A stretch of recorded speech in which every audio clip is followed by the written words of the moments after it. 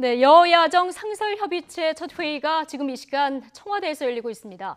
지난 8월 문재인 대통령과 여야 5당 원내대표 간 회동에서 합의한 지 3개월 만에 협치 테이블에 마련된 셈인데요. 얽히고 설킨 정국을 어디까지 풀어낼 수 있을지 주목됩니다. 자세한 이야기 최진봉 성공회대 교수 그리고 김병민 경희대 겸임교수와 나눠보겠습니다. 두 분 어서 오십시오. 네, 안녕하세요. 안녕하세요. 자, 8월에 약속을 했고 지난해 문재인 대통령이 5월에 이미 이제 이 상설협의체를 만들자 이런 얘기를 했었는데 일단 오늘 이게 실현되는 날입니다. 그 자체로 일단 의미가 있다고 봐야겠죠. 네, 맞습니다. 내년도 예산안에 대한 국회 심사가 이루어지고 있는 상황 속에서 여야가 함께 모여서 여야의 5당 원내대표가 청와대에서 대통령과 함께 식사를 가지면서 여러 가지 현안 정국을 얘기한다는 건 상징적인 의미가 있을 거라고 봅니다. 일단 청와대 입장에서도 국회와의 협치가 굉장히 중요한 상황이고요. 여기에 대해서는 내년도 예산안뿐만이 아니라 특히나 대한민국의 한반도 정세에서 2018년은 굉장히 특별한 해가 될 겁니다. 4월 27일 있었던 판문점 선언을 비롯한 지난 9월에서의 평양에서의 정상회담 등 앞으로 풀어가야 될 남북의 현안 문제가 상당수 존재하는데 여기에 대해서는 야당의 협조가 있을 때만이 이 경색 국면에 있는 남북관계를 또 풀어갈 수 있다고 판단을 할 수 있을 겁니다. 따라서 지금 현재 대한민국의 가장 큰 이슈라고 볼 수 있는 어려운 경제 상황과 일자리에 관한 문제 그리고 앞으로 풀어가야 되는 남북 간의 문제 등 이 모든 것들이 여야가 함께 머리를 맞대야 되는 문제이기 때문에 여야의 5당 원내대표와 함께 청와대에서 대통령과 식사 자리를 하고 허심탄회하게 이야기를 풀어나가는 것, 그 만남만으로도 의미가 있다고 생각합니다. 예, 지금 저희가 화면으로 조금 전 청와대 모습을 보여드리고 있거든요. 지금 홍영표 민주당 원내대표, 김성태 한국당 원내대표, 김관영 바른미래당 원내대표 그리고 장병완 민주평화당 원내대표, 윤수아 정의당 원내대표까지 모두 이제 사령탑들이 총출동한 이런 모습을 볼 수 있는데 최진봉 교수님 표정들을 잠깐 보셨는데 어떻습니까? 표정 대체적으로 밝은 것 같아요. 김성태 원내대표도 그렇게 얼굴 표정을 보면 저 자리에서 물론 이렇게 얼굴을 찡그리고 있을 수는 없어 그럴 수도 있겠지만 대체적으로 표정이 밝고 물론 이제 얘기를 하다 보면 여러 가지 충돌되는 얘기가 나올 수도 있겠지만 지금 처음 시작하는 장면만 보면 분위기가 아주 좋은 것 같습니다. 그리고 말씀하신 것처럼 어쨌든 정부가 적극적으로 여야정 합의체를 만들겠다고 했고 그것이 실현되는 첫 번째 회의이기 때문에 탐색전의 의미도 있을 거라고 보여지고요. 여러 현안이 있어서 그런 현안들에 대한 얘기가 오가겠지만 그럼에도 불구하고 김병민 교수도 얘기하셨지만 이 모임 자체가 열렸다는 게 저는 의미가 있다고 봐요. 협치의 시발점이 될 수도 있는 거 아니겠어요? 의견이 다를 수는 있는 거죠. 그거 충분히 가능한 문제라고 보여지고 다만 그 다른 의견들이 이 테이블 안에서 나누어지는 과정에 있어서 합의가 좀 이루어졌으면 좋겠고 어느 정도 의견 접근이 이루어진다고 보면 서로가 서로에게 뭘 요구하고 원하는지를 또 알 수 있는 기회가 되는 것이고 또 이게 정기적으로 2개월, 3개월마다 한 번씩 더 열리게 되면 거기서 또 해결될 수 있는 사안도 많이 있을 거라고 봅니다. 대통령도 열린 마음으로 하시는 거고 또 원내대표들께서도 열린 마음으로 참여하셔서 어쨌든 국민들이 원하는 것은 정부가 바른 방향으로 좀 발전된 방향으로 가는 걸 원하는 거 아니겠습니까? 늘 싸우는 모습과 보여주는 것은 국민들도 그렇게 실망스러운 모습일 테니까 이번 만남을 통해서 새로운 협치의 어떤 시발점이 됐으면 좋겠다 이런 생각이 듭니다. 저희가 이제 공개 간담회를 하는 모습을 잠시 보여드리고 있는데 이게 끝나고 나면 이제 오찬을 겸한 비공개 회의가 100분간 진행될 예정일 텐데 어쨌든 최근 쟁점이 되고 있는 거의 모든 현안을 야당은 거론하겠다. 이런 각오인 것 같습니다. 그런데 입장차가 너무 달라서 서로 의견을 조율할 수 있을지 이거는 좀 지켜봐야 될 것 같은데요. 실제로 지금 저희가 화면만 보여드리고 오디오는 보여드리지 못하고 있는 상황이거든요. 이 회의에서 어떤 얘기들이 오갈지 굉장히 궁금한 이런 상황입니다. 매 현안마다 엇갈린 주장을 해온 한국당 입장 특히 궁금한데요. 김성태 원내대표의 각오도 상당합니다. 최근 대통령 시정연설을 두고는 현실 인식을 지적하기도 했는데요. 함께 들어보시겠습니다. 원전을 포함한 에너지 정책을 재조정해서 국가 경쟁력을 강화하는 방안도 적극적으로 요구하겠습니다. 아울러 양심적 병력 기피 판결 관련한 국민적 여론을 감안해서 대체 복무제를 신속히 도입하고 더 강력한 대체 복무제의 입장을 줄 겁니다. 군대 기피하고 회피하는 게 양심적 병력급으로 포장된 문재인 정권의 대표적인 코드 인사 김명수 대법원장의 첫 작품은 국민들 지탄과 분노를 뛰어넘고 있다는 사실을 문재인 대통령이 제대로 알게끔 전달하겠습니다. 안일한 현실 인식이 가장 큰 문제였죠. 그러니까 전혀 다른 세상에서 살고 계신 것처럼 말씀하시던데 문재인 대통령께서 정말 달나라 이야기하시는 거 아닌가 하는 그런 국민들의 많았어요. 의아해한 것이죠. 네. 전혀 다른 세상에 살고 있는 것 같다. 이 얘기는 이제 시정연설 뒤에 나왔던 얘기고요. 근데 오늘 들어보면은 원전 얘기, 그리고 양심적 병역 입비 판결 문제, 거기서 이어지는 뭐 김병수 대법원장 사퇴 문제에 예산 얘기도 할 테고요. 이 모든 얘기를 오늘 다 할 수 있을까요? 네, 아마도 김성태 원내대표 입장에서는 굉장히 좀 보수적인 입장을 대변하게 되는 강경한 얘기들을 많이 쏟아낼 겁니다. 김성태 원내대표 임기가 얼마 남지 않았거든요. 네. 12월이면 원내대표 선거를 치러서 본인의 자리에서 내려와야 되고 지금 일각에서는 차기 전당대회에 출마를 할 것 아니냐라고 하는 여러 가지 예측이 있습니다만 대통령을 만나서 제1야당의 대표로서 참석하는 자리이니만큼 현재 많은 국민들 중에 경제에 관한 목소리 그리고 대북 정책에 관해서 너무 속도를 내고 있다는 지적, 대법원에 대해서 여러 가지 판결이 나오는 것들 중에서 국민의 이 건강한 이 국가를 지키기 위한 안위에 대해서 좀 문제가 있는 것이 아니냐라는 우려의 목소리, 이런 것들을 아마 다 대변하기 위해서 노력을 할 거다라고 생각을 하고요. 다만 오늘 있게 되는 자리의 핵심 요소는 결국은 이 예산에 대해서 최종적인 2019년도 예산안 심사를 앞두고 있는 터라 아마도 재정에 관련된 얘기와 그리고 대북 정책에 관련된 얘기들 두 가지에 좀 초점을 맞춰서 이야기를 집중하지 않을까 이렇게 조심스럽게 예측이 됩니다. 재정과 대북 정책 관련해서 아마 얘기를 좀 집중하지 않을까 이런 전망을 해주셨는데요. 오늘 뭐 회의에서 야당은 한국당입니다. 임종석 청와대 비서실장 그리고 조명균 통일부 장관 경질을 요구할 거다 이렇게 이미 뭐 선전포고를 한 상황 아니겠습니까? 그렇죠. 이 얘기까지 오늘 거론을 할까요? 뭐 할 가능성이 있다고 봅니다. 의견을 제시하겠죠. 한국당 입장에서는 이러한 이유 때문에 두 분을 경질을 요구합니다. 그러나 받아들일 가능성은 낮다고 봐요. 뭐 물론 대통령이 거기에 대해서 뭐 여러 가지 얘기를 하실 가능성은 낮다고 보지만 뭐 자유한국당 입장에서는 정치적으로라도 이런 주장을 통해서 본인들이 주장하는 것들을 좀 명확하게 선명성 있게 보이려는 의도를 가지고 얘기할 가능성이 있다고 보여지고요. 그러나 제가 볼 땐 자유한국당도 그렇게 얘기하더라도 바뀌지 않을 거 알고 할 거예요. 그게 네. 결국은 정치적인 어떤 수사라고 보여지는데 그런 얘기들이 결국 뭐 얘기가 되겠지만 이건 중요한 얘기는 아닐 거라고 저는 보고요. 지금 뭐 김병민 교수도 얘기했지만 기본적으로 이제 남북 협력 기금이라든지 아니면 일자리 예산 이런 문제가 중요한 안건이 될 거라고 저는 보여지고요. 그 문제가 사실은 가장 중요한 안건이 될 것이고 대통령 네. 입장에서도 예산에 대해서 얘기하실 거예요. 네. 초당적인 협조를 해달라. 그리고 불가피하게 이렇게 일자리 예산이나 아니면 그 남북 협력 기금이 늘어날 수밖에 없었던 이유들에 대해 설명하실 거고 그런 차원에서 본다고 하면 오늘은 이제 그런 얘기들이 주로 이루어질 것 같고요. 각 당별로 본인들이 주장하고 싶은 여러 가지 얘기들이 있어요. 예를 들면 평화민주당 같은 경우는 새만금, 왜냐하면 지금 그 평화민주당에 있는 소속된 의원들이 대부분 이제 전라남북도에 다 그렇죠. 포함돼 있잖아요. 예. 근데 새만금 관련된 얘기, 그걸 이제 원전 문제와 또 연관돼 있거든요. 그 문제를 주로 제기할 것이고 바른미래당은 아무래도 이제 뭐 아까 말씀드린 일자리 예산 이런 문제를 얘기할 것이고 그래서 전체적으로 이제 제가 아까 탐색전 얘기를 했는데 첫 번째 모임이기 때문에 뭐 여러 가지 의견들이 나오긴 하겠지만 여기서 해결되거나 뭐 합의가 이루어질 가능성은 낮다고 보여지고 각자의 생각과 의견들을 나누는 자리가 될 것이다. 그리고 대통령은 어쨌든 초당적인 협치와 협의를 요청하는 그런 자리로 가지 않을까. 뭐 40분 정도 아마 오찬을 겸해서 네. 대화가 이루어질 것 같기 때문에 그 깊이 있는 대화가 나누지는 좀 한계가 있다 이런 생각은 듭니다. 물론 뭐 얘기가 길어지면 시간이 좀 연장될 수도 있겠습니다만은 어쨌든 대통령 말씀하신 대로 포용 국가라는 이야기를 시정연설 때 굉장히 강조를 했고요. 이 포용 국가로 가기 위한 예산 국회에서 좀 협조를 해달라 이 얘기를 분명히 당부하지 않을까 싶은데 지금 바른미래당 같은 경우는 한국당과 좀 비슷한 듯 다른 이런 결을 보이고 있습니다. 네, 그러니까 바른미래당 같은 경우는 경제적인 문제, 특히나 지금의 일자리 위기 그리고 정부의 재정 정책에 대해서는 한 목소리 좀 쓴 얘기를 끄집어낼 수가 있는 거고요. 네. 대북 정책에 대해서는 손학규 대표부터 시작해서 구성원들의 의견들이 좀 상당히 상이합니다. 그리고 지난번에 있었던 이 사법부에 대한 농단 사태에서 특별재판부 도입에 관해서는 김관영 원내대표의 생각과 구 바른정당계 출신 인사들의 생각이 또 완전히 다르거든요. 이 470조 예산안에도 여러 가지 가치와 철학들이 다 녹아있는 예산들이 있는 건데 바른미래당이 한 목소리로 이것을 당론으로 집중할 수 있을지 여기에 대해서는 좀 의구심을 갖는 분들이 있습니다. 바른미래당 내에서. 내에서. 예. 그래서 과거 같은 경우는 바른미래당이 갖고 있는 중도적인 표가 캐스팅 보터로서 상당히 중요한 역할을 할 거다라고 얘기를 했는데 이게 하나의 목소리로 결집하지 못하게 된다면 캐스팅 보터로서의 의미는 없어질 수 있는 거거든요.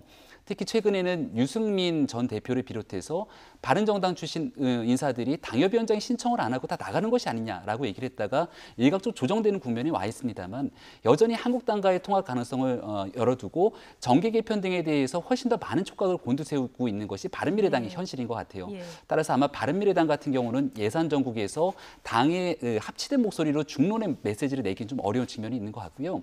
민주평화당 같은 경우는 앞서 우리 교수님이 잘 설명해 주셨지만 호남이라고 하는 지역적 특색이 있기 때문에 여기에서 예산 과정에서 성과를 따내기에는 아마 목소리를 결집하기에 조금 더 용이할 것 같습니다.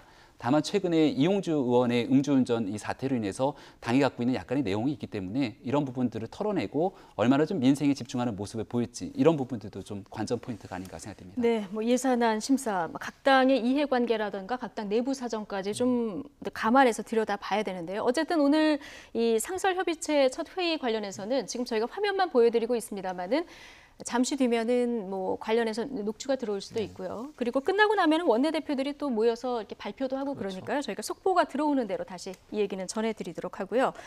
470조 내년도 슈퍼 예산 오늘 국회 예결위 전체 회의가 열립니다.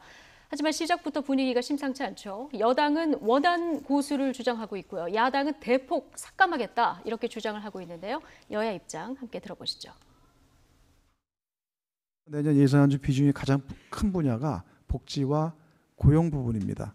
그들의 고용의 문제, 먹고 사는 문제, 누가 해결해 줄 것인가. 저는 결국 국가가 이에 대한 마중물 역할을 해야 된다고 생각을 합니다.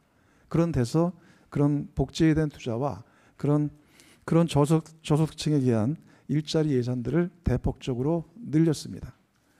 자유한국당은 2019년 정부 예산안을 검증된 실패 예산, 5기의 세금 중독 예산으로 규정합니다. 세금 주도 일자리, 통계 조작을 위한 알바 일자리 과감하게 삭감하겠습니다. 고용부에서 고용창출 장려금, 청년 추가 고용 장려금 3,728억을 증액해서 총 1조를 편성해놨습니다. 고용창출 장려금은 올해 43% 집행했습니다. 청년 추가 고용 장려금 36% 집행했습니다. 쓰지도 못한 예산을 일자리 예산이다. 그리고 1조를 편성해놨습니다. 그러니까 일자리가 안 생기는 거죠. 한국도로공사는 급기야 고속도로 풀뽑기 알바를 971명 고용한다고 합니다. 세금 주도 일자리, 통계 조작을 위한 알바 일자리 과감하게 삭감하겠습니다. 이런 예산 가만 보고 있어야 됩니까? 일단 퍼주기 예산은 반드시 막겠습니다. 발목 잡기 심사도 완전히 막아내겠습니다. 근절하겠습니다. 이 두 개가 대한민국을 좀먹는 오두막을 허는 두더지와 같다고 저희들은 생각하기 때문입니다. 재정을 붓겠다는 얘기는 많이 하시는데 재정은 모든 일에 다 해결책으로 쓰여서는 안 됩니다. 발등에 불 끄기만 해야 됩니다. 어떻게 보면 마중물 역할만 해야죠. 근데 모든 물을 다 쏟아붓는 재정으로 모든 일을 해결하겠다는 것은 안 됩니다. 한국당과 바른미래당 주장까지 이제 들어보셨는데요. 일단 올해 대비 9.7% 늘어난 슈퍼 예산인 건 맞습니다. 네. 그런데 원안대로 이제 통과를 시키겠다는 여당 그리고 삭감하겠다는 야당 주장 어디서 첨예하게 맞붙나 이렇게 봤더니 일단은 그 일자리 예산 이 부분이 가장 지금 뜨겁게 맞붙는 그렇죠. 일자리 예산이 가장 지금 논란이 되고 있는 사안인데 여당 입장에서는 일자리 예산이 필요하다고 주장을 하고 있죠. 뭐 조정식 의원도 아까 인터뷰에 나왔습니다만 지금 현재가 일자리 보릿고개라고 할 만큼 일자리가 상당히 없는 그런 상황이잖아요. 상당히 어려운 상황입니다. 뭐 경제 지표도 좋지 않은 상황이고 그런 상황에서 사실은 이제 민간 기업에서 일자리를 많이 만들어 주는 게 가장 좋은데 지금 현재 상황으로 보면 민간 쪽에서 만드는 일자리가 그렇게 많지 않고 그러다 보니 정부 입장에서는 이 보릿고개 같은 이 시기를 가능한 한 잘 넘어가야 된다라고 판단을 한 것 같고요. 그게 결국 이제 해결책이라고 제시한 것이 지금 얘기하는 1년 정도 단기 일자리인데 공공기관에서 일할 수 있는 기회를 주고 인턴 기회를 주는 건데요. 이제 그렇게 하는 것은 결국은 이 어려운 상황을 일정 부분 넘어가야 되는 어떤 뭐랄까요 급박함 이런 게 있다고 저는 봐요. 정부 입장에서는 그렇다고 손 놓고 있을 수는 없는 거잖아요. 지금 상황에서 일자리 이렇게 없고 경제가 돌아가지 않는 상황에서 손 놓고 있다가는 정말 더 안 좋은 상황까지 갈 수 있으니 이 어려운 상황을 넘어가기 위해서는 일정 부분 세금이 투자가 필요하다고 본 것이고 그것이 이제 청년 인턴 일자리를 만들어내는 것이라고 보여지는데 이제 저는 이렇게 생각해요. 마중물 얘기를 자꾸 하잖아요. 이 일자리를 통해서 민간에서 일자리가 창출될 수 있는 기회를 갖도록 해야 된다고 보거든요. 그러니까 일단 시간을 벌어놓고 벌어놓은 시간 가운데 정부나 민간이 좀 더 협력하고 협조하고 또 정부가 새로운 혁신 성장의 어떤 그 기회들도 제공해주고 기업이 그런 일에 투자할 때 제도적으로 어떤 뒷받침할 부분이 있다면 정부가 도와주고 이런 부분을 통해서 민간에서 새로운 일자들이 좀 만들어질 수 있도록 하는 그런 기회를 갖겠다고 하는 계획이라고 보여지기 때문에 뭐 불가피하게 예산이 편성됐다고 여당은 그렇게 보고 있는 것이고 야당은 이 자체도 안 된다고 지금 얘기하고 SOC 예산을 더 증액하라고 지금 요구하고 있는 상황이어서 그 부분이 좀 충돌되는 부분이거든요. 그래서 이게 합의점을 찾기가 좀 어려운 부분이 있어요. 한국당은 어쨌든 일자리 없는 거 안다, 고용 절벽인 거 아는데 그런데 이거를 고속도로 풀뽑기 같은 단기 일자리를 가지고 해결이 되겠느냐 이런 주장을 지금 지속적으로 하는 거 아니겠습니까? 네, 그러니까 저성과에 쓰이게 되는 단기 일자리 지원 예산 같은 경우는 과감하게 삭감하겠다라는 거고요. 오히려 그 돈을 모아서 실질적인 청년 일자리를 쓰일 수 있는 곳에 더 늘려야 된다라는 주장을 하고 있는 거고 지금 2019년도 예산안 중에 R&D 예산이 일부 증액되긴 했습니다만 전체 9%가 넘는 예산안 증액의 비율에 비추어서 R&D 예산의 증가폭이 그렇게 높지가 않다라는 분석도 있습니다. 지금 현재 현 정부의 경제 기조가 소득주도 성장과 맞물려서 한 축인 혁신 성장이 잘 돌아가야 되는데 그 혁신 성장을 위한 예산이 얼만큼 포함이 돼 있는가를 아마 지적하지 않을까 싶고요. 대한민국이 자동차 산업의 위기, 조선업 이후로 여러 가지 산업의 위기라고 한다면 돈을 그대로 국민에게 전달해 주면서 직접적인 재정 지원보다는 산업을 키워낼 수 있는 혁신 성장이 더 많은 예산이 들어가야 되는데 아마 그런 쪽에서의 지적이 있지 않을까 싶습니다. 다만 이제 보수 야당의 고민 중에 하나는 과거 작년도에 이 아동수당을 일부 소득 상위 계층을 깎는다는 이유로서 결국은 국민들의 원성을 받은 적도 있거든요. 특히나 청년 일자리에 쓰여야 되는 예산인데 이것이 비효율적이고 집행이 되지 않았다는 이유로 원천적으로 차단해버리고 나면 그 뒤로 청년 일자리에 대한 문제들이 있을 때 보수 야당인 자유한국당 그리고 바른미래당 등으로 청년들의 원성이 이어질 수도 있을 겁니다. 따라서 일자리 지원 예산 같은 경우는 명목이 분명히 정해져 있는 거기 때문에 이것을 삭감시킨 몫에 대해서 추가적으로 일자리를 직접 창출할 수 있도록 어떻게 예산을 돌릴 수 있는지에 대한 고민이 필요하거든요. 아마 한국당 입장에서는 그런 측면에서 예산 삭감과 더불어서 일자리를 늘릴 수 있는 데에 대한 다방면적인 고민이 필요한 지점이 아닌가 싶습니다. 뭔가 대안도 함께 내놔야 된다 이런 지적을 해주셨는데 어쨌든 야당은 퍼주기 예산은 안 된다. 면도날처럼 삭감하겠다 이런 입장입니다. 지금 또 하나 맞붙고 있는 것이 남북 경협, 이 협력 기금 관련한 부분 아니겠습니까? 그렇습니다.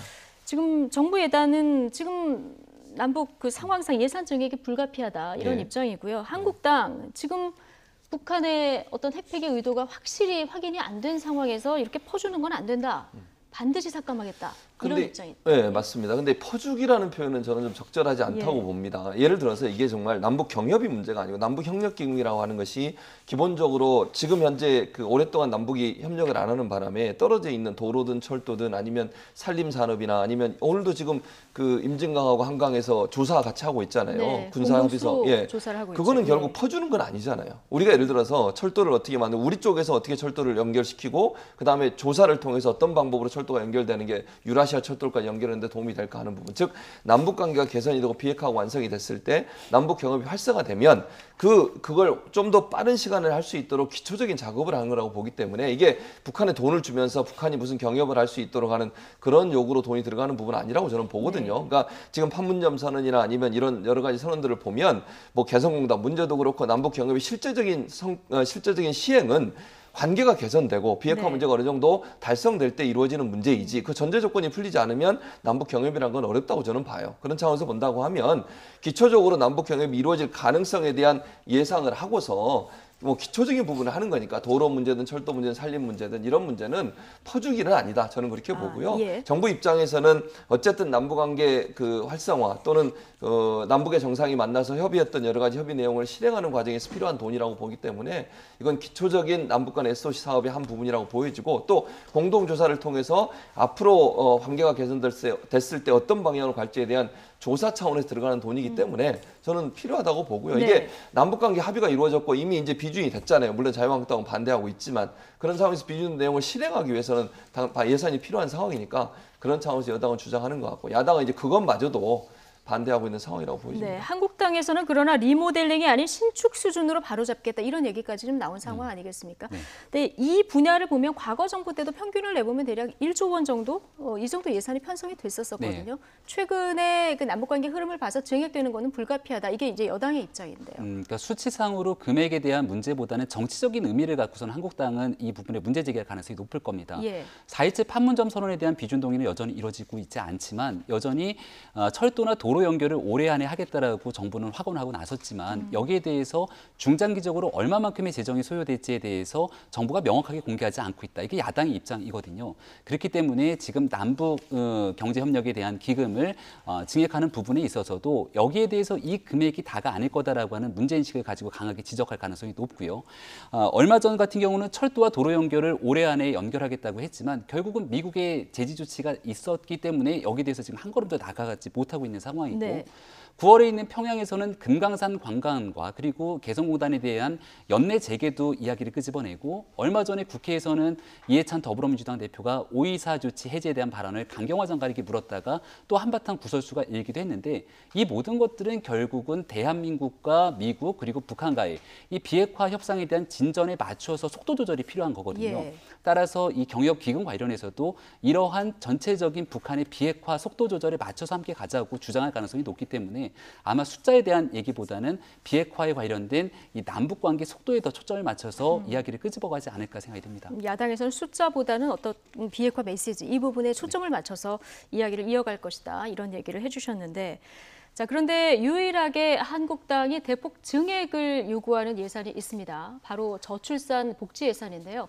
지난 2일 김성태 원내대표가 기자간담회에서 이 부분을 언급했습니다. 자세한 내용 들어보시죠. 저출산 예산과 가족정책 예산을 뭉뚱그려서 보다 집중화하기로 했습니다. 그 집중화하는 부분의 1차적인 합의 내용은 아동수당을 대폭 인상한다는 데까지는 합의를 봤습니다. 올해 최악의 지금 현재 출산율이 이루어질 것 같습니다. 작년에 35만, 올해 아마 32만을 지금 예상하고 있습니다만은 32만도 무너질 것이라는 게 거의 현실화됐습니다. 아이를 출산하고 아이를 키워나가고 아이를 교육시키는 부분에 대해서는 정말 여야가 없고 국가가 최우선으로 나서겠다는 그 의지를 이번 예산에 담아보고자 하는 것입니다.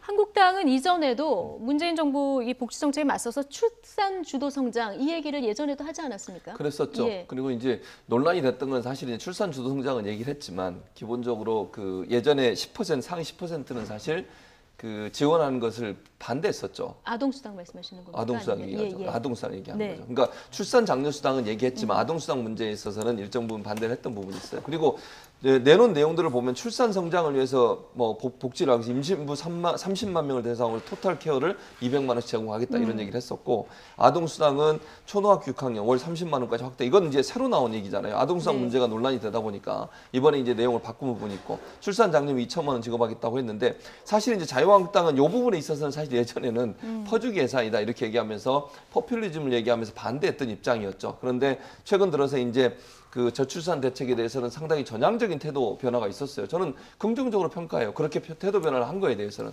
그러니까 김성태 원내대표나 자유한국당이 정말 저출산 문제가 심각하다고 판단하고 그 문제를 해결하기 위해서 자유한국당 전향적으로 도와주겠다 또는 합의해주겠다, 협의해주겠다 이렇게 얘기한 것은 네. 저는 우리나라가 갖고 있는 저출산 문제 해결을 위해서 가장 좋은 결정을 했다 저는 그렇게 네. 보고 다만 이제 그게 왜 그러면 그렇게 되느냐 하는 부분을 보면 정치적 여러 가지 영향이 있다고 저는 보는데 첫 번째는 잘 아시는 것처럼 이게 최근에 어떤 그 보건사 연구원인가요? 연구원의 조사한 내용을 보면 실제 이 10%를 가려내기 위해서 들어가는 돈이 네. 돈을 지원하는 돈보다 훨씬 많다는 거예요. 그러니까 10% 예를 들어서 상위 10%가 누구냐 이걸 분류해 낳고 나서 그 다음에 돈을 지급할지 말지를 결정해야 되는데 이 선별하는 과정에 들어가는 돈이 약 1,600억 원 정도 되고 실제 그런데 10%를 다 지급하는 데 들어가는 1,300억인가 400억 정도 된다는 거예요. 그러면 차이가 훨씬 많이 나잖아요. 그래서 예. 괜히 선별하면서 들어가는 돈보다 전부 다 줘도 충분히 그걸 커버하고 남을 수 있는 돈이기 때문에 그 부분에 있어서도 자유한국당이 일정 부분 또 영향을 받은 게 아닌가 이런 생각이 듭니다. 그러니까 한국당이 이 아동수당 관련해서 입장을 선회한 것도 어떻게 보면은 지금 어떤 공공정책 직접 지원 정책을 저출산에 좀 맞추겠다, 포커스를 맞추겠다 이런 얘기인 것 같습니다. 네, 충분히 그렇게 받아들일 수 예. 있고요. 지금의 저출산의 문제가 연관된 경제 곳이 한두 곳이 아닙니다. 얼마 전에 이제 국민연금에 대한 조기 이 재정에 대한 기금 고갈 얘기가 나왔을 때도 이 모든 것들이 결국 저출산 고령화에 기인한 결과라고도 볼 수 있는 거거든요. 그렇다면 여기에 얼마만큼의 재정을 투입해야 될지에 대해서는 다른 곳보다 우선순위의 상위권에 올려야 된다라고 하는 공통된 인식이 있을 겁니다. 다만 지금 김성태 원내대표의 발언에 대해서는 한국당 내부적으로도 조금의 이견은 있을 것 같아요. 네. 얼마 전에 전원책 변호사가 조강특위 위원으로 영입되고 나서 모든 문제는 박근혜 정부에서 시작됐다라는 얘기를 시작하기도 하거든요. 그러니까 보수적인 시각에서 바라봤을 때 2012년도에 대통령 선거를 준비하고 있던 당시 새누리당 박근혜 비상대책위원장이 김종인 당시 경제민주화를 추진했던 위원들을 영입하기도 하고 여기에 대해서 누리과정을 도입하는 듯 이 보편적 복지 확대를 위해서 상당히 중도적인 정책으로 확장을 하게 됩니다. 이걸 두고 보수적인 시각에서 시각차가 갈리는데 아마 전원책위원 같은 경우는 그러한 부분들에 대한 비판적인 시각을 갖고 있는 것 같아요. 네. 김성태 원내대표를 비롯해서 바른정당에 잠깐 갔다 돌아온 복당파라고 할 수 있는 약간 중도적인 인사들 같은 경우에는 이러한 복지 문제에 대해서 더 적극적으로 임할 때만이 그동안 이탈했던 중도층이 돌아올 수 있다는 판단을 예. 가지고 있을 겁니다. 따라서 여기에 대한 당내 이견이 있지만 그 갈등을 좀 봉합하는 측면에서 다른대로의 당내 당론을 좀 모을 필요가 있다는 생각이 들고요. 하지만 중장기적인 측면에서 바라봤을 때는 결국 이러한 저출산 문제를 극복하기 위한 복지 재정들이 투입되는 것에 대해서는 이견을 달리할 수가 없기 때문에 이걸 김성태 원내대표가 선제적으로 먼저 제시하고 나갔다 이렇게 좀 분석할 수 근데 있을 것 같습니다. 현실적으로 보면은 아이를 가지면 200만 원, 출산을 하게 되면 2천만 원. 지금 한국당의 얘기는 이런 얘기인데 뭐 이 얘기를 하니까 기자들도 웅성웅성했다고 합니다. 이게 현실적으로 가능할지 이게 궁금한데 한국당은 지금 한국당 입장에서 볼 때 불필요하게 들어가는 예산을 끌어모으면 이게 가능하다 이렇게 보는 것 같습니다. 그렇게 보는 것 같은데 사실 불필요한 예산이라고 하는 게 그건 자유한국당의 생각인 거죠. 예. 사실은 정부나 여당 입장에서 다른 곳에 들어가는 필요한 돈들이라고 예산을 지금 편성한 거 아니겠어요. 그래서 실현될 가능성은 조금 아직까지는 낮다고 저는 봅니다. 물론 네. 장기적인 관점에서 저출산 대책으로 여러 가지를 생각해 볼 수 있겠지만 뭐 출산 자금 2천만 원 이런 거는 약간 좀 논란이 될 수도 있다고 저는 생각을 해요. 그러니까 저출산 대책을 위해서 어쨌든 아이를 낳으면 아이의 양육이나 교육 문제를 정부가 좀 책임질 수 있는 분야로 가는 건 저는 맞다고 봅니다. 그 방향으로. 그러나 그러기 위해서 너무 한꺼번에 많은 걸 우리가 제공하는 것은 경제적으로 네. 부담이 될 수 있고 예산도 부담이 될 수 있으니 이건 논의가 필요하다고 저는 생각을 네. 하고요. 그러니까 그동안 뭐 전향적으로 이렇게 바뀐 자유한국당의 모습을 보면서 그전에는 이 모든 걸 다 포퓰리즘이라고 치부하고 공격을 했었잖아요. 근데 지금 제가 볼 때는 이 정도의 얘기라고 하면 이것도 어찌 보면 포퓰리즘이라고 얘기할 수 있는 정도의 어떤 얘기들인데 그런 점에 있어서 과연 자유한국당이 이걸 말은 했지만 실행하는 데까지 이루어질 수 있을까 하는 부분은 의문이라고 보여지고 또 정부 측에서도 이게 이렇게 갑자기 이렇게 많은 돈을 만약에 들어가게 되면 예산에 여러 가지 조정이 필요하기 때문에 당장은 제가 볼 때 실행되기가 좀 한계가 있을 수 있다. 다만 큰 줄기로서는 어쨌든 아이를 낳으면 국가가 책임진다고 하는 그런 어떤 기조 속에서 가는 거니까 의미가 있다. 의미는 있다. 예. 그러나 실행 가능성은 지금 현재로 좀 낮다 이렇게 보여집니다. 예, 한국당이 얼마 전에 위기 진단 보고서를 이제 서울대 용역 의료에서 받지 않았습니까?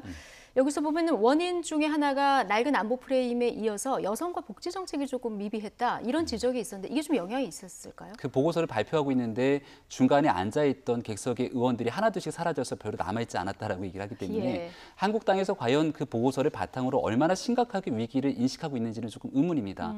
하지만 뭐 김성태 원내대표를 비롯해서 지금 현재 지도부 같은 경우에는 분명하게 지방선거 참패의 원인이 중도층의 이탈에 있다 이렇게 판단하는 것 같고요.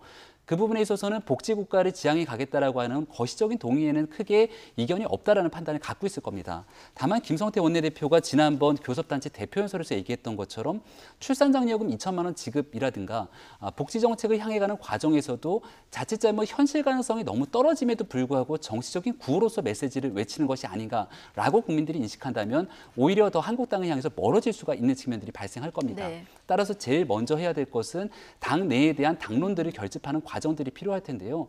그렇기 때문에 이렇게 아동수당에 관해서도 올해가 선거가 있는 해이기 때문에 원래 당초에는 1월부터 아동수당이 지급돼야 됨에도 불구하고 1월에서 9월까지 지급이 되지 않습니다. 저 같은 경우는 애가 3명이 있는데요. 그렇게 계산해 보니까 38에 24, 한 240만 원 정도의 손해를 자유한국당을 통해서 입게 되더라고요. 그렇다면은 만약에 정책상의 이유로 인해서 아동수당은 정말로 받아들일 수 없는 정책이기 때문에 보수정당에서는 반대한다라고 했으면 의견 받아들이는 사람에서의 입장이 이해가 될 겁니다. 하지만 그런 것도 아니고 선거에 영향을 미쳐서 또 때로는 상위 10%에 대해서 줄 수 없다라고 얘기했다. 이제는 오히려 더 많은 사람들에게 더 많은 혜택을 줘야 된다고 얘기를 한다면 정책의 일관성에 대해서 의구심을 가질 수밖에 없거든요. 한 가지에 대한 메시지가 지금은 당의 지도부를 중심으로 나오는데 그게 전혀 통일되어 있지가 않습니다. 이 부분에 대한 통일된 메시지를 설정하는 게 제일 우선인 것 같아요. 그러니까 선별적 복지냐 보편적 복지냐 이게 일관되지 않은 메시지가 나오다 보면 좀 헷갈릴 수도 있고요. 여기에 대해서 일관된 메시지와 함께 대안을 함께 줘야 된다. 이런 지적을 계속 해주고 계십니다. 민주당과 한국당은 뭐 팽팽한 입장차를 지금 보이고 있는 상황이고요. 여기서 이제 바른미래당도 12조 정도 삭감을 요구하고 있는 이런 상황인데 자, 여기서 바른미래당이 캐스팅 보트 역할을 할 수 있을지 이건 좀 주목해서 보도록 하고요. 이게 11월 말이 기한인 거죠? 그렇습니다. 11월 말. 왜냐하면 국회 선진화법 때문에 11월 말까지 합의가 안 되면 12월 1일 자동으로 본회의에 상정이 되게 돼 있어요. 그리고 12월 2일이 마감일입니다. 그때까지 처리를 해야 돼서. 근데 보통 기한 내 마감된 적은 거의 없어요. 거의 없죠. 그런데 12월 2일 조금 넘어서 뭐 4시간, 5시간 그 선진화법 이후에는 많이 지나진 않았어요. 보통 한 4시간, 5시간 이후에는 대부분 다 처리가 됐는데 그러면 이제 또 심하게 몸싸움도 하고 이럴 수 있는 가능성이 있다고 보여지고요. 근데 시간이 가면 갈수록 여당에게 유리한 건 사실이에요. 국회 선진화법 때문에. 그러니까 2일 날이 넘어가게 되면 이제 국민적 여론도 상당히 불편해질 수 있고 또 법에 그렇게 정해지는 법을 안 지킨다고 하는 논란도 있을 수 있지 않겠어요. 야당 입장에서는. 그래서 시간이 가면 갈수록 제가 볼 때는 야당이 불리하기 때문에 야당 입장에서는 가능한 한 본인들이 주장한 내용들을 예산결산특별위원회나 아니면 상임위원회 일차 또 거치잖아요. 그 과정을 통해서 충분히 얘기해야 된다고 생각하고 치열하게 논의하고 토론할 필요가 있다. 피하지 말고 또는 뭐 박차고 나가지 말고 가능한 한 그 안에서 논의도 하고 토의도 하고 이러면서 가능한 합의를 찾아갈 수 있도록 해야 된다고 저는 생각이 들고 근데 원안으로 가기는 뭐 원안 그대로 되겠습니까? 제가 볼 때 어렵다고 보지만 그러면도 꼭 필요한 예산이 빠지거나 필요 없는 불필요한 예산들이 들어오거나 그러면서 한 가지 제가 또 꼭 말씀드리고 싶은 것은 의원들이 자꾸 자기 지역구 쪽지 예산 막판에 집어넣는 경우들 있잖아요. 이런 혼란한 틈을 타서 이런 일은 정말 없었으면 좋겠다 이런 생각이 듭니다. 예산 전쟁은 시작됐고 뭐 여야 간의 치열한 어떤 논쟁도 있을 텐데 이 와중을 이 틈을 탄 쪽지 예산 이 부분은 좀 근절돼야 된다. 그럼요, 이런 지적을 해주셨습니다. 이 상황 좀 보고요. 470조 원 규모의 내년도 슈퍼예산 심사 앞두고 어제 고위 당정청 회의도 열리지 않았습니까? 어제 회의에서는 최근 교체가 언급되고 있는 장하성 정책실장 그리고 김동연 경제부총리 또 후임으로 거론되는 홍남기 국무조정실장 김수현 사회수석 모두 참석했습니다. 좀 묘한 분위기가 흘렀는데요. 장민정 앵커가 전해드립니다. 본격적인 예산 정국을 앞두고 청와대와 정부, 여당의 경제 책임자들이 모여 전략을 짜는 회의가 소집됐습니다. 이 자리에는 곧 교체된다는 설이 도는 김동연 경제부총리와 장하성 정책실장도 참석했는데요. 그래서 회의 내용보다는 이 두 사람의 표정과 발언에 더 이목이 집중됐습니다. 국회에서 열린 당정청 협의회, 교체설이 불거진 김동연 부총리, 장하성 실장은 물론 후임으로 거론되고 있는 홍남기 국무조정실장과 김수현 사회수석까지 참석했습니다. 장하성 실장은 이날 공개 발언에 나섰는데요. 무거운 표정으로 장장 6분 넘게 한편의 경제학 강의를 펼쳤습니다. 어떤 참석자는 마치 고별사를 듣는 것 같았다는 소감을 전하기도 했습니다. 정부 지출 증가에 대해 경제 어려움을 세금으로 메우려 하느냐는 비판이 있다는 것도 잘 알고 있습니다. 그러나 경제가 어렵다고 하면서 국민들께서 내주신 세금을 국민들께 되돌려 주는 것을 문제 삼는 것은 모순입니다. 모든 국민들이 내주신 세금을 어려움을 겪고 있는 국민들을 위해서 사용하는 것은 정부의 당연한 책무입니다. 장 실장이 작심 발언을 이어가는 동안 김동연 부총리는 그 모습을 지그시 바라봤고 김 부총리 후임으로 거론되는 홍남기 국무조정실장은 펜을 들고 열심히 적는 모습이었습니다. 회의를 마치고 나오는 참석자들에게는 단연 개각에 대한 질문이 쏟아졌는데요. 이 교체설의 두 주인공은 물론 임명제청권을 가진 이낙연 총리까지 말을 아끼는 모습이었습니다. 법칙이 계속 나오는데 좀 어떻게 생각하시나요? 그 여러 번 밝혔는데 또 저걸 하나요? 인사 문제를 내가 언급하는 것 자체가 말이 안 되는 거죠. 나중에 아시게 될 겁니다. 인사에 관해서 총리가 미리 말하는 것은 주제넘은 일입니다. 홍남기 실장 역시 확정된 건 아무것도 없다. 그냥 후보로 거론되는 정도라고 짧게 답했습니다. 네, 최근 인사와 관련해서 거론되는 모든 분들이 지금 다 모였는데 작심 발언하는 장하성 실장 모습도 봤고요. 그 얘기를 그냥 조용히 듣고 있는 김동연 경제부총리 모습도 조금 전에 봤고 열심히 적는 홍남기 국무조정실장 모습도 봤거든요. 전체적으로 어떻게 보셨습니까? 뭐 전체적으로 뭐 이게 미묘한 시점이잖아요, 사실. 그리고 모든 언론들이 주목하고 있는 시점이고 또 장하성 실장이 저기서 무슨 말을 할까 다 이제 귀를 기울일 수밖에 없는 상황이었어요. 그러니까 뭐 분위기도 좀 가라앉았던 것 같고요, 전체적으로. 왜냐하면 이게 인사 얘기가 자꾸 나오게 되니까 저기서 말하는 분들 입장에서 상당히 부담되지 않겠어요? 본인이 언제까지 일을 할 수 있는 상황인지도 모르는 상황이고. 물론 지금 현재는 청와대에서 확인된 건 없고 결정된 건 없다고 하고 임명권자인 대통령의 생각이 서지 않았다고 얘기하고 있기 때문에 그런 상황에서는 뭐라고 섣불리 얘기가 어려운 거죠. 다만 장하성 실장이 작심하고 저런 얘기를 한 것은 본인은 어쨌든 이제 교체설이 많이 나오면서 물러날 가능성이 높아졌잖아요. 시기는 모르겠지만. 그럼에도 불구하고 문재인 정부가 소득주 성장이라고 하는 부분들을 추진해야 나가야 된다고 하는 부분을 강하게 어필한 것 같다고 저는 봐요. 여러 가지 논란이 있잖아요. 지금 장하성 실장이 주도하고 있는 소득주 성장이 실제 지표로 보면 상당히 뭐 성과가 없는 것처럼 보이는 상황. 이 상황에서 그것 때문에 소득주 성장을 포기하는 일이 있어서는 안 된다. 저는 그렇게 될 거라고 보지 않지만 왜냐하면 대통령께서도 포용을 얘기하면서 소득주 성장에 대한 강한 의지, 물론 직접적으로 표현을 안 하셨지만 그런 의도를 보여줬기 때문에 물론 수정은 될 수 있다고 저는 봐요. 그러니까 소득주 성장을 이끌어가는 것은 큰 맥으로 저는 소득주 성장의 가장 키는 소득 불균형 해소예요. 그러니까 너무 격차가 심한 소득 불균형을 깨는 것이 문재인 정부의 가장 큰 목표라고 저는 보고 그것만 이루어진다면 일정 부분 수정도 가능하다고 저는 보거든요. 그런 차원에서 본다고 하면 큰 틀에서 소득 불균형, 우리 사회가 너무 빈익빈 부익부가 격화되는 부분들을 해소하는 점에서는 방향은 글로 간다. 다만 그럼에도 불구하고 지표를 좀 개선하기 위해서 일정 부분 수정할 부분이 있다. 예컨대 뭐 한마디 말씀을 드리면 근로시간 단축 문제도 지금 또 다른 방향으로 약간 변경을 할 가능성에 대해서 얘기가 나오고 있는 상황이거든요. 그런 부분이라든지 그래서 추진하고 있는 여러 가지 정책들의 수정이 필요하다고 하면 수정은 하겠지만 이 소득 불균형 해소라고 하는 그게 이제 소득주 성장의 저는 키라고 보는데 그걸 그 방향성 자체는 변화가 없을 것이다. 그걸 아마 이제 장하성 실장이 좀 더 강하게 주장한 게 아닌가 이런 생각이 듭니다. 이 부분에 대해서 장하성 실장이 뭔가 하고 싶은 얘기가 많았을 것이다. 뭐 그렇다고 봅니다. 근데 지금 조금 전에 이제 장민정 앵커 리포트에서도 보셨고 우리 최 교수님도 얘기해 주셨지만 어제 회의에서 장하성 실장 소득주도 성장 다시 이제 강조를 하면서 최근 경제 상황에 대한 이런 작심 발언을 이어갔는데요. 최근 근거 없는 위기론이 경제를 더 어렵게 만든다 이런 주장입니다. 지난 8월에도 비슷한 발언을 한 적이 있었는데요. 함께 들어보시겠습니다. 우리나라 경제는 오랫동안 누적된 모순에 빠져 있습니다.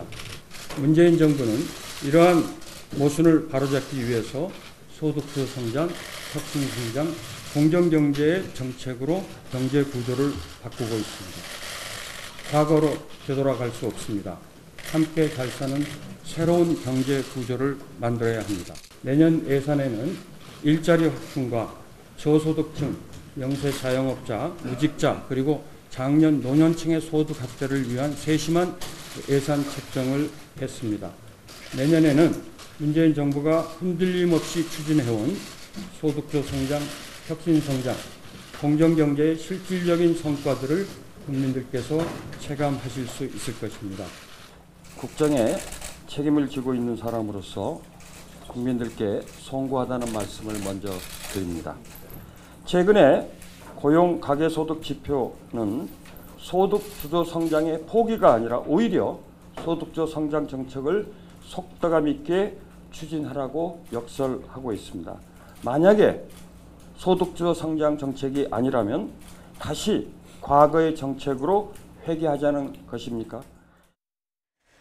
네, 다시 과거로 돌아가자는 거냐. 지난 8월 발언에 앞서서 이제 어제 나왔던 얘기까지 같이 들어보셨는데 자, 고별사 같았다 이런 얘기도 나옵니다. 어제 그러니까 장하성 정책실장이 끝까지 하고 싶었던 말은 경제 체질 이제는 바꿔야 된다. 이런 주장을 끝까지 하고 싶었던 것 같습니다. 네, 지금의 경제 위기가 오게 된 근본적인 원인은 과거에 있었던 산업화 위주의 정책 때문인 것이지 이 체질을 바꾸기 위해서 소득주도 성장 등으로 전환하는 과정에서 나타나는 성장통이다라고 하는 얘기들을 거의 굽히지 않는 것 같습니다. 예.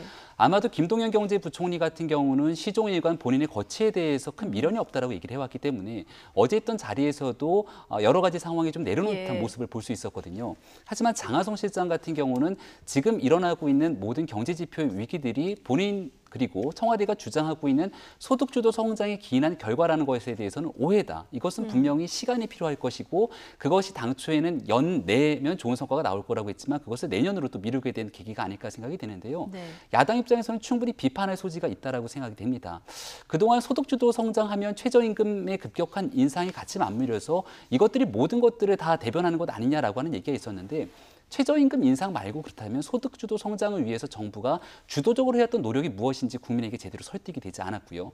소득주도 성장이 있다라면 그 반대되는 한 축으로서 혁신 성장이 대한민국 산업 동력을 끌고 와야 되는데 어떤 방식으로서의 규제 혁파라든지 새로운 신산업 동력의 확충을 위해서 국가가 혁신 성장에 큰 힘을 기여했는지에 대해서도 사실은 국민적 동의를 얻기가 어려운 측면들이 있는 상황인 것 같습니다. 또 하나의 축은 공정 경제라고 하는 축인데 네. 이게 이제 비정규직의 정규직 전환 정책에 있어서도 얼마 전에 일어났던 공기업에서의 고용 세습 논란 등이 아직 마무리가 되지 않았음에도 국민들에게 여러 가지 상처를 준 게 사실이거든요. 이 모든 것들을 총괄하는 자리가 청와대의 정책실장이라고 하는 자리입니다. 그동안 주장했던 방향이 옳았다라고 얘기할지 모르겠으나 현재까지 드러난 성과는 국민적 기대감에 못 미쳤기 때문에 거기에 대한 반성과 사과, 안타까움을 피력해야 되는데 여전히 마지막 떠나는 고별사처럼 나는 틀리지 않았다라고 하는 듯한 메시지는 여러 가지로 저는 개인적인 아쉬움이 많이 남습니다. 근데 야당의 비판도 좀 이어지고 있습니다. 일단 뭐 소득주도 성장 성과 원래 이제 연말이면 체감할 수 있을 것이다 했는데 내년에 이제 체감할 것이다 이런 얘기를 이제 어제 하지 않았습니까? 그렇죠. 이 부분에 대한 야당, 한국당의 비판이 나오고 있고요. 또 뭐 전효혁 작가도 SNS에 상당히 꼬집는 이런 발언을 했습니다. 그렇습니다. 아무래도 이제 장 실장이 얘기했듯이 빠른 시간 안에 이게 좀 성과가 나와야 되는 성과가 나오지 않고 있죠. 예. 그리고 이제 시간이 점점 길어지고 있고 또 이게 소득주도 성장이라고 하는 거 시간이 빠른 시간에 성과가 나기가 어려운 부분이 있어요. 네. 왜냐하면 과거와 현재를 지금 구분해서 얘기하고 있잖아요. 장하성 실장이. 그 과거와 현재의 가장 큰 차이는 이거거든요. 과거는 저임금 장시간 노동을 기반으로 해서 기업이 돈을 버는 구조였어요. 그러니까 네. 빈익빈 부익부가 더 강화될 수밖에 없는 거죠. 그러니까 저임금에 또 장시간 노동에 시달리는 분들은 장시간 노동하고 저임금에 시달리다 보니까 소득이 줄어들 수밖에 없고 그 상황을 탈피할 수 없는 상황이 되는 것이고요. 그 저임금 장시간 노동을 기반으로 해서 돈은 누가 버느냐? 결국 프랜차이즈 하는 기업들이 벌고 있는 거잖아요. 이게 이제 빈익빈 부익부의 소득의 불균형이라고 주장할 수 있을 텐데 이 문제를 해결하려고 끄집어낸 게 소득주도 성장이에요. 예. 장시간 저임금에 시달리는 분들한테 임금을 좀 올려주고 노동 시간도 줄여줘서 이분들이 행복한 삶을 살 수 있도록 기회를 주겠다. 했는데 이제 문제는 뭐냐면 원래 이론적으로 이게 맞는데 이렇게 했더니 중간에 이제 자영업자들이나 이제 소상공인들이 어려움을 겪게 되는 게 문제가 되는 거죠. 그러니까 예. 갑자기 이제 최저임금을 올리다 보니까 결국은 일자리를 줄어들게 되는 거잖아요. 그분들 입장에서는 사람을 쓸 수 없는 상황이 돼버리는 거고, 그러니까 중간에 끼어 있는 자영업자들이나 소상공인들 입장에서는 상당히 또 어려움이 처하게 되고, 이 문제가 결국은 이 소득주도 성장을 끌고 가는데 방해로 좀 작용하고 있는 부분이라고 보여지는데, 그래서 상생이 필요하다고 봐요. 그러니까 일정 부분 좀 더 이 부분을 면밀하게 살펴서 정부가 어떻게 하면 양쪽이 다 잘 살 수 있는 구조로 갈 수 있을까. 네. 그러니까 기업이나 대기업이나 프랜차이즈 본사들 같은 경우는 절대 손을 보지 않는 구조거든요. 그 부분이 일정 부분 좀 나눠질 수 있도록 이익이 하는 부분에 대한 묘수가 필요한 부분인데, 소득주도 성장이라고 하는 것이 제가 아까 말씀드린 그 소득의 불균형을 깨기 위한 가장 큰 목적을 달성하기 위해서는 저소득층뿐만 아니라 소상공인이나 자영업자들도 함께 이익을 나눌 수 있는 이런 어떤 묘수가 필요한 상황이다. 그래야만 성과가 제대로 날 수 있다. 이렇게 보여집니다. 네, 소득주도 성장을 큰 틀에서 끌고 가되 세부적으로 앞으로 정부가 어느 정도 수정을 할지 이건 좀 지켜봐야 될 텐데, 어쨌든 경기 지표는 나빠지고 있고 경제 사령탑 두 분의 지금 교체는 확실시되는 이런 분위기인데요. 시기가 언제냐 이것도 관심이지만 누가 먼저 교체되느냐, 이게 시장에 던지는 메시지가 또 다르기 때문에 이 부분도 좀 주목되는 이런 상황인 것 같습니다. 자, 이번에는 계속해서 구설에 오르고 있는 북한 리성군 위원장 발언을 조금 얘기를 해보겠습니다. 자, 냉면 발언에 이어서 이번에는 김태년 위원장의 배가 문제가 되고 있다. 배 나온 사람에게 예산을 맡기면 안 된다. 지금 이 얘기를 해서 또 구설수에 올랐습니다. 네, 맞습니다. 김태년 더불어민주당 정책위 의장이 지난번 평양에서 14남북 공동선언 기념행사에 갔을 때 이 만찬자리에서 나왔던 얘기인 것 같습니다. 여기서 이분이 대한민국의 예산을 총괄한다라고 얘기를 하게 되니까 거기서 배 나온 사람에게는 예산을 맡겨서 안 된다는 농담조의 메시지를 던진 것 같아요. 흔히 뭐 얘기할 때 배가 나오면 조금 배에 기름지고 게으르다라고 하는 인식들이 있어서 그런 얘기들을 한 것인지는 잘 모르겠으나 농담조에 섞인 발언이었다고 얘기를 하는 것 같습니다. 근데 지금 현재로서는 얼마 전에 있었던 기업인 총수들과의 만찬 자리에서 냉면이 목구멍으로 넘어갑니까에 대한 발언 이후로 나왔던 거라 과연 여기에 대해서 리성건 위원장이 대한민국에 대한 이 경제 재벌기업 총수들에게 그리고 대한민국의 정부 여당의 정책위 의장에게 때로는 통일부 장관에게 하는 메시지와 언사가 너무 거칠고 모욕적이어서 이거를 도저히 감내할 수 있는 수준이 안 된다라고 하는 국내 여론들이 들끓고 있는 것 같고요. 특히나 이 배 나온 사람이라고 하는 지적에 대해서 북한의 김정은 위원장 같은 경우가 전 세계 국가 지도자들 중에서 가장 배가 많이 나온 지도자 중에 하나일 건데 과연 이와 같은 발언을 했던 것 자체가 김정은 위원장이 듣기에는 상당히 무례한 언사라고 또 치부될 수 있지 않을까라는 생각이 듭니다. 북한 내에서 최고 존엄 배도 만만치 않은데 이 얘기가 부적절했다. 뭐 이런 지적까지 게으른 사람이어서 예산을 다룰 수 없다라면 김정은 위원장 같은 경우는 게으러서 재정과 국가 전체를 총괄할 수 없다라고 하는 인식이 될 수도 있기 때문에 이게 진짜 농담이었는지 진담이었는지 잘 모르겠습니다. 예, 리성건 위원장이 계속 직을 유지할 수 있을지 뭐 농담 반 진담 반 이런 것도 좀 지켜보면 재밌을 것 같은데. 자, 어쨌든 그 뒤에 보면은 나도 배가 나왔다 이렇게 해서 뭐 농담으로 마무리된 것 같다 이런 후일담도 전해지는데요. 이 발언을 직접 들은 당사자는 어떤 반응일까요? 김태년 민주당 정책위 의장. 자, 어제 당정청 회의가 끝나고 기자들이 이 관련 질문을 또 했겠죠. 이런 반응을 보였습니다. 들어보시죠. 어떤 분위기였는지만 좀 자꾸 가십을 만들어내지 마세요. 그럼 본질이 흐려져요. 그렇기 때문에 현장의 상황을 정확하게 말씀해 주시면 농담처럼 했던 건지 어떤 건지. 그럼 그런 게 그죠, 농담이었을 테니까 그 맥락을 좀 말씀해 주시면. 심각하게 대화가 오갔던 적은 없는 거죠? 네. 일단 당사자는 그때 뭐 농담 섞인 분위기였기 때문에 뭐 허용할 수 있는 범위 수준이었다 이렇게 이제 받아들인 것 같습니다. 그러니까 김태년 의장 입장에서는 아마 이제 뭐 이성건 의장이 화를 내면서 얘기했거나 아니면 정색을 하고 얘기한 것 같지는 않아요. 저 얘기를 들어보면 아마 웃으면서 얘기한 것 같은데 그렇다 하더라도 이제 적절하진 않죠. 부적절하다고 저는 봅니다. 그러나 이 김태년 정책위원장 얘기는 이런 거죠. 본인이 볼 때 그걸 그냥 기분 나쁘게 들을 정도의 발언은 아니었다. 그래서 아마 웃고 넘어간 것 같고 지금 말씀하신 것처럼 본인도 배가 나왔다 이런 얘기하면서 이제 마무리가 된 것 같은데 뭐 그렇다 하더라도 저는 이렇게 생각해요. 이성건 위원장이 원래 저런 스타일인지 뭐 여러 가지 지금 구설수에 올라 있잖아요. 말에 대해서. 그럼 뭐 그냥 농담이라고 본인은 또 북한식 농담이라고 이렇게 얘기하는데 사람마다 차이가 있잖아요. 김영철 위원장 같은 경우는 전혀 그런 스타일이 또 아니에요. 그런 차원에서 본다고 하면 이성건 위원장이 태도를 좀 바꿔야 한다는 저는 생각이 듭니다. 물론 이 문제를 가지고 우리가 무슨 뭐 그 북한과의 무슨 협치나 아니면 협치가 아니죠. 북한과의 어떤 관계 개선이나 이런 문제까지 거슬러 오다가 얘기할 필요는 없다고 보지만 그럼에도 불구하고 어쨌든 남한의 성분들을 대접하는 자리고 그 자리가 식사하는 자리라고 하면 저런 식으로 얘기하는 건 바람직하다고 않다고 봅니다. 해야 할 농담과 하지 말아야 할 농담이 구분돼야 되는데 이성건 위원장은 계속 저렇게 쓸데없는 말을 해가지고 이게 정치적으로 쟁점을 만들어내는 요소로 작용하고 있다는 점에서는 부적절하다. 저런 말을 안 했으면 좋겠다는 생각이 듭니다. 예, 어쨌든 조금 전에 김태년 정책위 의장 얘기를 들어보면 본질을 흐리지 말아달라 이런 얘기를 하지 않습니까? 이 본질을 어디까지 보느냐 이게 이제 여당과 야당의 시각인 것 같습니다. 그러니까 남북 관계가 본질이다 이게 이제 여당의 주장인 거고요. 남북 관계를 이렇게 진척을 하는 데 있어서 이런 모욕적인 발언을 하는 게 공식 석상에 사는 게 맞느냐 이게 이제 한국당의 본질 아니겠습니까? 그렇죠. 한국당이나 이 보수 야당에서 주장하고 있는 것은 이게 이제 리성건 위원장이 개인이 돌출된 발언이 아니라 실질적으로 김정은 위원장 그 체제 내에서 의도된 역할 분담이 아니냐라는 얘기들도 나오고 있는 겁니다. 앞서 얘기했지만 이게 리성건 위원장이 개인적 발언이라면은 김정은 위원장에게도 굉장히 무례가 될 수 있는 발언으로 치부가 될 수 있을 것이고요.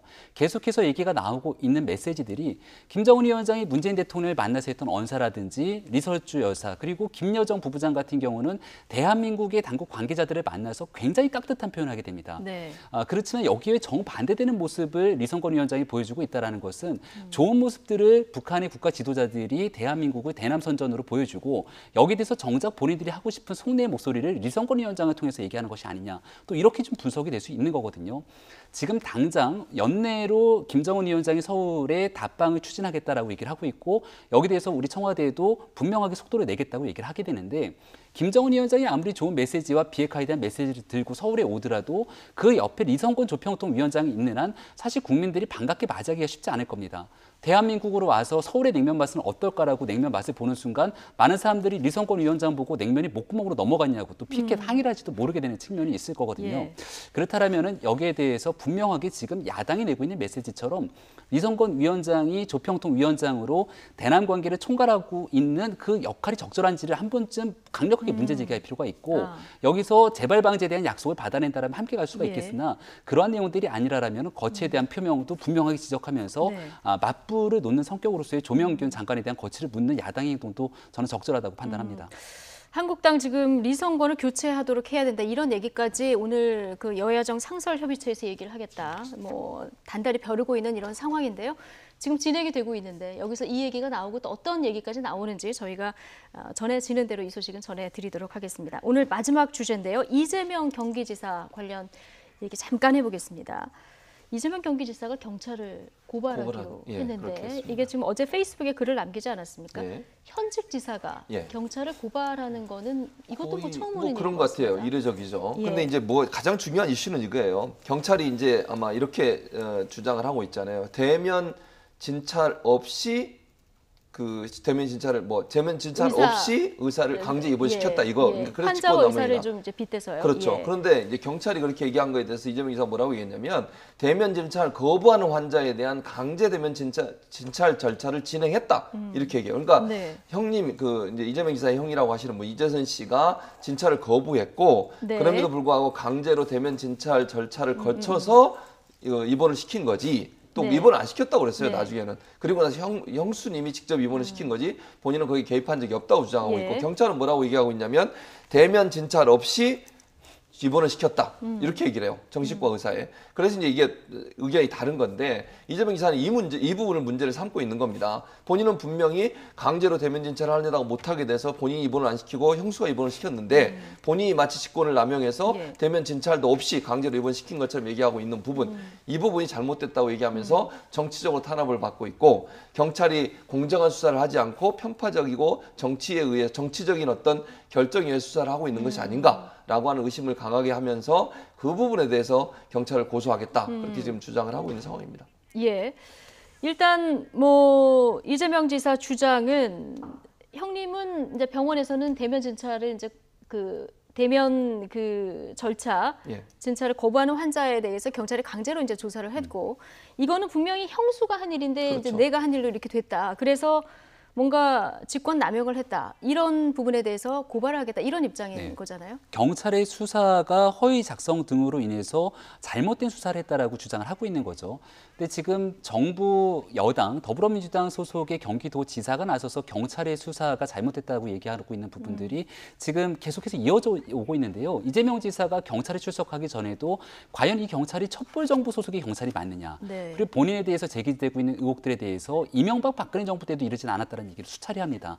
근데 이게 경찰을 대상으로만 언급하냐라면은 지금 이재명 지사의 SNS 글을 보게 되면은 KBS까지 가짜 뉴스를 보도한 데 대해서 사장이 공개 사과해라라고 나서고 있거든요. 공영방송이라고 하면 결국은 맞물려서 현 정부, 집권 정부에 대한 여러 가지 강한 비판의 목소리를 내고 있다고 볼 수가 있는 건데 그만큼 경찰이 기소 의견으로 이재명 지사를 검찰이 송치했던 부분들, 특히 거기에서 친형의 정신병원 강제 입원 의혹에 대해서는 상당히 뼈아프게 생각한다라고 하는 지점에 서 있는 것 같습니다. 이것을 마지막으로 판단하게 되는 곳이 결국 검찰에서 12월 13일 전에 기소 여부를 결정해야 되는데요. 아마도 검찰의 수사에 앞서서 이 모든 것들이 잘못된 수사를 바탕으로 이루어진 것이기 때문에 검찰에선 제대로 해야 된다라고 하는 배수진을 쳤다 볼 수가 있는 거고요. 만약에 검찰이 이 내용을 끝까지 기소를 하게 되면은 정치적인 탄압으로 맞서지 않을까 싶습니다. 그러니까 검찰의 공정 수사를 촉구하는 의중이 담겨 있는 것 같다 이런 얘기를 해주셨는데요. 여야정 상설협의체가 지금 진행되고 있지 않습니까? 앞서 그 모두 발언에서 어떤 얘기가 나왔는지 들어왔습니다. 이 얘기 좀 잠깐 들어보시죠. 우리 정치에서 가장 부족한 것이 협치라는 그런 말을 많이 듣습니다. 특히 요즘 우리 경제와 민생이 어렵고 또 남북 관계를 비롯해서 국제 정세가 아주 급변하고 있는 그런 상황이기 때문에 협치를 바라는 그런 국민들의 기대가 매우 높습니다. 오늘 그 기대에 부응하는 그런 저희가 되었으면 합니다. 대통령님과 함께 저희가 이 여야정 협치를 하는 것은 정말 우리 국가의 미래를 위해서 초당적으로 여야가 함께 머리를 맞대고 지혜를 모아서 해결해야 할 문제들을 논의하는 그런 자리입니다. 그래서 뭐 국민들께서도 많은 기대를 하실 거고요. 저희가 어떤 우리 정치에서 정말 부족한 협치의 그런 제도화 이런 것을 위한 중요한 장치라고 생각을 합니다. 그래서 오늘 많은 생산적인 논의가 이루어지길 기대하겠습니다. 군사합의서나 또 평양 공동선언을 청와대에서 비준하는 부분은 상당히 좀 안타까웠습니다. 실망스럽고요. 또 요 근래 지금 이제 소득주도 성장 정책으로 이 고용 참사나 경제 지표가 악화되고 소상공인 자영업자들의 절규는 뭐 이미 거의 비명에 이르고 있습니다. 문재인 대통령 그리고 민주당 원내대표 그리고 한국당 원내대표 이야기까지 들어보셨는데 지금 한국당의 김성태 원내대표 같은 경우는 일단 경제 문제를 지적을 하고 있는데 일단 오늘 뭐 첫 여야 상설협의체다 보니까 표현은 똑같은 얘기인데 좀 점잖아진 것 같긴 합니다. 그러니까 김성태 원내대표 입장에서도 뭐 저기서 뭐 큰 소리 내기는 좀 어려울 수 있다고 보고, 그러니까 본인의 의사를 정확히 전달하는 게 중요하지 않겠어요. 아마 두 가지 의견을 강하게 얘기한 것 같은데 이제 판문점 선언 비준 문제. 도 얘기했고, 그다음에 대통령이 이제 남북 합의서하고 그다음에 군사 합의서 문제하고 그다음 평양에서 공동선언 문제를 비준한 문제에 대해서 비판적 얘기를 했고요. 그다음 이제 예산 문제에서 소득주도 성장인 일자리 예산 문제를 얘기한 것 같습니다. 뭐 기존에 우리가 예상하고 예측했던 부분이라고 보여지고요. 중요한 건 뭐 아까도 말씀드렸지만 이게 전체적으로 만나서 회의하고 협의를 하는 게 중요하다고 대통령이 지금 그렇게 얘기하잖아요. 협치에 대해서 국민들이 요구하고 있는 부분이 있다, 수준이. 그러니까 물론 의견이 다르고 생각이 다를 수는 있지만 끝까지 강대강 대결, 극단적인 대결을 보이는 것은 결코 국민들한테 도움이 안 되고 국가 발전에 도움이 안 되는 부분이니 우리가 함께 모여서 협치를 해봅시다. 라고 하는 차원에서 이 모임이 이루어졌기 때문에 저는 그런 차원에서 본다고 하면 출발점은 좋다. 그리고 여기서 다른 의견이 모아져서 하나로 의견을 모아가는 과정이라고 하면 그게 좀 시간이 걸리더라도 긍정적으로 평가할 부분이 충분히 있다고 보여집니다. 네, 모두 발언 얘기에서 보면 대북 정책, 예산 정책 하고 싶은 얘기는 다 했는데요. 이 두 축의 얘기를 했는데 점심 먹으면서 또 어떤 속 깊은 얘기를 했을지 저희가 속보가 전해지는 대로 이 얘기는 또 시청자 여러분들에게 실시간으로 전해드리도록 하겠습니다. 두 분 얘기는 여기까지 듣겠습니다. 최진봉 성공회대 교수 그리고 김병민 경희대 겸임 교수와 함께했습니다. 두 분 고맙습니다.